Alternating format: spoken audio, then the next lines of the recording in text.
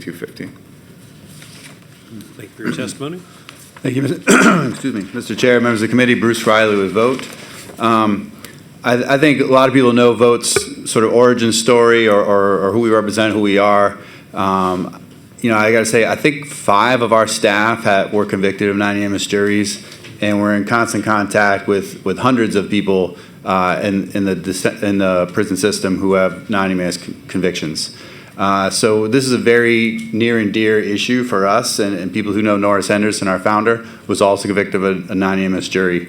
And we looked at some of the people who were, you know, potentially, because they'd have to prove it, but would have a good case of saying I have a non-unanimous jury conviction. And 64% of them were doing life sentences. 69% of them were over 45 years old with over 20 years served, and 52% of them were over 50 with 25 years served or more. You know, I saw in the fiscal note there was no mention of the health care costs whatsoever that is costing the DOC, and we've seen the DOC in some committees actually try to get some releases for people who are sick because they understand how much that cost burden is. So I think any kind of fair assessment of the fiscal impact needs to calculate into how that plays out in healthcare. Over 3 of them are over 80 years old that are still doing time in the prison system.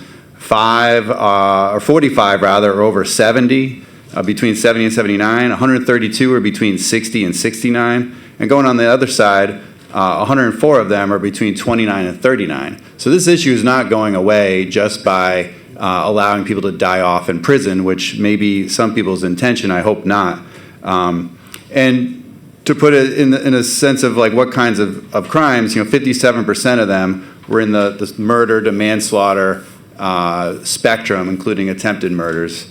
So a couple of specific things that are problematic with this bill, other than the fact that it is a relatively stacked system of the governor basically appointing this committee. So the term miscarriage of justice needs a better definition in the bill, and it should reflect the reasonable doubt that's related to the crime as convicted. So it should be reasonable to believe if it is reasonable to believe that they're guilty of the lesser included crime, for instance, manslaughter instead of murder, well, that's a miscarriage of justice, because you should be doing time on a manslaughter charge, not a murder charge. But also, of course, if there's reasonable doubt that you're not guilty at all, well, that too should be a miscarriage of justice. It should be a majority vote of the committee to determine if it was a non-unanimous jury, not a unanimous vote. And it should be a majority vote to determine if it was a miscarriage of justice, not unanimous. The clear and convincing standard is perhaps ridiculous, considering the shadiness of the convictions that we're talking about. It should be more of a preponderance of the evidence standard.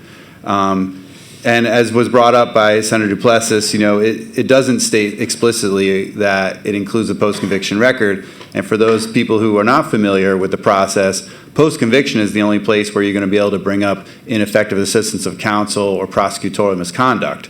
And almost all convictions that do get overturned somewhere in that space, or including evidence that was not presented. It could have been either not pursued by the defense counsel and they missed it, or it was suppressed by the police or the prosecutors. And the Sixth Amendment standard for counsel is that they be effective. The bill actually mentions that, I think it says something, the presence of counsel, it should be effective assistance of counsel. If someone was just standing by you in 1978 and you're still sitting in prison and they did nothing about it, that should be clearly ineffective assistance of counsel. And the right of counsel in this hearing should also attach, and it should be explicitly put, or anything similar that we might create here.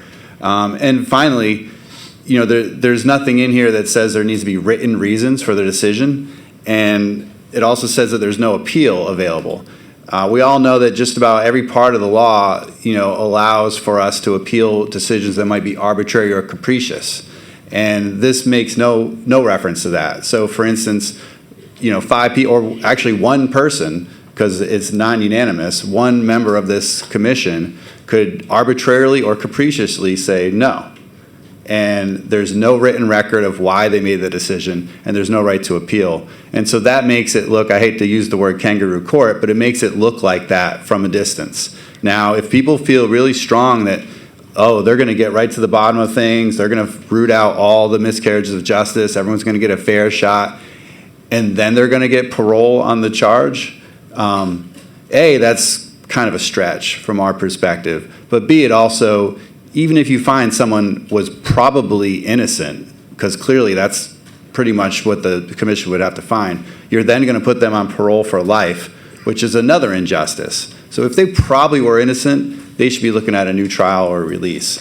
So the other bill that Mr. Calhoun mentioned is definitely a compromise. This is not a compromise. This looks, it's just very suspect and it's very problematic. Thank you.